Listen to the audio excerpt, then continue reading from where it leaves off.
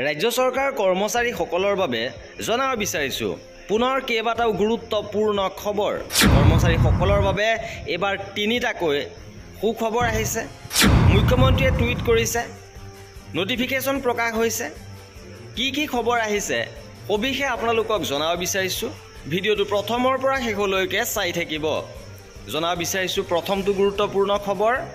মুখ্যমন্ত্ৰী হিমন্ত বিশ্ব শৰ্মাই পুনৰ কৰ্মচাৰীসকলক দিছে সুখবৰ।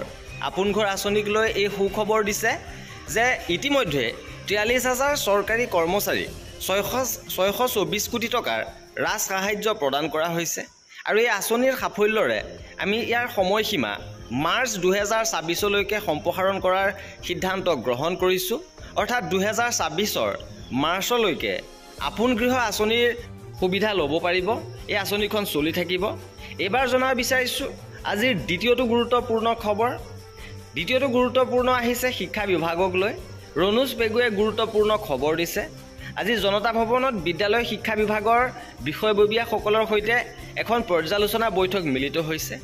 আৰু বৈঠকত প্ৰাথমিক মাধ্যমিক শিক্ষা সঞ্চালকালয়ৰ অধীনত 25-26 বৰ্ষৰ বাজেটত ধাৰ্য কৰা বিষয়সমূহ আলোচনা কৰা হৈছে, য'ত নৱম শ্ৰেণীৰ ছাত্ৰ ছাত্ৰীলৈ চাইকেল বিতৰণ, মুখ্যমন্ত্ৰীৰ নিযুত মইনা আঁচনি, শিক্ষাৰ্থীৰ বিনামূলীয়া নামভৰ্তি, উচ্চতৰ মাধ্যমিকলৈ উন্নীত কৰা হাইস্কুলৰ শৈক্ষিক আৰু আন্তঃগাঁথনিগত পৰিৱেশৰ মূল্যায়ন, 25খন বড়ো মাধ্যমৰ মধ্য ইংৰাজী বিদ্যালয়ক মডেল হাইস্কুললৈ উন্নীতকৰণৰ অগ্ৰগতি, টিউটৰসকলৰ মজুৰি বৃদ্ধি বিষয়টো উল্লেখ আছে যে টিউটৰসকলৰ মজুৰি আৰু শিক্ষকলৈ উন্নীতকৰণ, প্ৰধান শিক্ষক আৰু অধ্যক্ষ বাছনিৰ প্ৰক্ৰিয়াৰ অগ্ৰগতি আদি।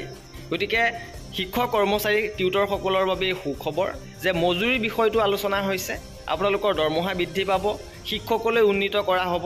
লগতে প্ৰধান শিক্ষক নিযুক্তি সন্দৰ্ভতো এই গুৰুত্বপূৰ্ণ খবৰ আহিছে। তদুপৰি বিদ্যালয় শিক্ষাৰ সামগ্ৰিক মনোন্নয়নৰ লক্ষ্যৰে 2টা সঞ্চালকালয় অধীনত পৰিচালিত বিভিন্ন কাম কাজৰ দ্ৰুত ৰূপায়ণৰ ওপৰত আলোচনা কৰা হৈছে। এইবাৰ জনাব বিচাৰিছোঁ কৰ্মচাৰীসকলৰ বাবে আন এটা গুৰুত্বপূৰ্ণ খবৰ। Government of Assam finance establishment B ডিপাৰ্টমেণ্টৰ পৰা শেহতীয়াভাৱে এখন অফিচ অৰ্ডাৰ প্ৰকাশ হৈছে, য'ত উল্লেখ কৰা হৈছে যে বিভিন্ন চৰকাৰী বিভাগ, সংগঠন, প্ৰতিষ্ঠান, আয়োগ আদিয়ে বিজ্ঞাপন দিয়া বিভিন্ন পদৰ আবেদন কৰাৰ সময়ত ইতিমধ্যে চৰকাৰৰ অধীনত নিয়োজিত হৈ থকা বৰ্তমানৰ সকলো কৰ্মচাৰীয়ে এখন NOC প্ৰস্তুত কৰাটো প্ৰয়োজন। নিযুক্তি প্ৰক্ৰিয়াটো মসৃণ আৰু চাপমুক্ত কৰিবলৈ এতিয়াৰ পৰা বিত্ত বিভাগ, এষ্টাব্লিছমেণ্ট বি বিভাগে আৰু ইয়াৰ সঞ্চালকালয়সমূহৰ অধীনত থকা কৰ্মচাৰীসকলে কোনো চৰকাৰী সংস্থাৰ আন কোনো পদৰ বাবে আবেদন কৰাৰ বাবে কোনো NOCৰ প্ৰয়োজন নহ'ব। কিন্তু যিকোনো আকাংক্ষিত প্ৰাৰ্থীয়ে ৰাজ্য, কেন্দ্ৰীয় চৰকাৰকে ধৰি যিকোনো সংগঠনৰ অধীনত এনে পদৰ বাবে কৰা আবেদনৰ বিষয়েহে সঠিক চেনেলৰ জৰিয়তে এই বিভাগক অৱগত কৰিব লাগিব। যদিহে নিয়োগকৰ্তাৰ পৰা NOC বাধ্যতামূলক হয়, তেন্তে আবেদনকাৰীয়ে একেখিনি কথা উল্লেখ কৰা বিভাগৰ পৰা NOC লাভ কৰিব পাৰে। আৰু এয়া আছিলে কৰ্মচাৰীসকলৰ বাবে আজিৰ 3টা গুৰুত্বপূৰ্ণ খবৰ। কৰ্মচাৰী আৰু পেঞ্চনাৰৰ এনেধৰণৰ খা খবৰৰ বাবে আমাৰ চেনেলটো ছাবস্ক্ৰাইব কৰি ৰাখিব। ভিডিঅ'টো শেষলৈকে চোৱাৰ বাবে বহুত ধন্যবাদ।